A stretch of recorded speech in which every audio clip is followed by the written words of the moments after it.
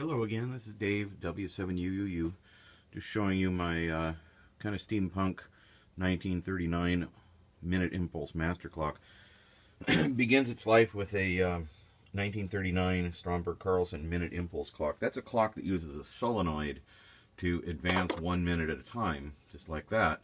There's no continuous motion internal to it. It receives a pulse that just pushes the minute hand ahead and advances the gear chain. So traditionally, back when it was new, it was controlled by mostly an electromechanical behemoth of a clock with a lot of gears and relays and moving parts. And what I've done is replaced all of that with a basic stamp from Parallax, little proto board, and there's a computer in there that's running a version of BASIC.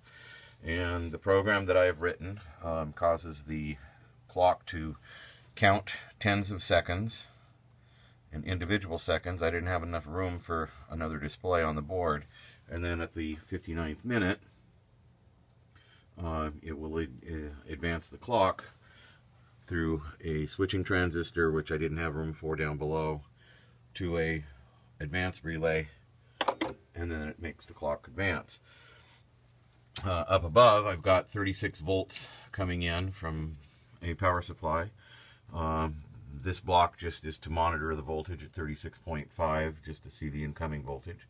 And then below that, I've got it regulated at 9.13 with the same board, but this time monitoring the output for the regulated voltage, and that's what runs the basic stamp.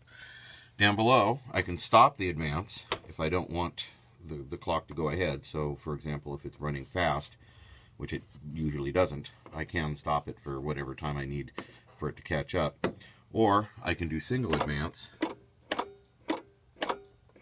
by just pushing the switch, and that's just triggering a pulse in the computer to trigger the clock one pulse ahead. Or I can fire off a subroutine in the software that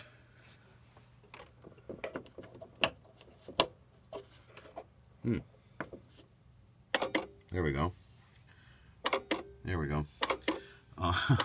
That subroutine will fire off and it will advance the clock 60 pulses to bring it around for a full hour. So that's for doing a fairly major time correction. So there you have it. That is my 1939 Stromberg Carlson kind of sort of steampunk master clock project.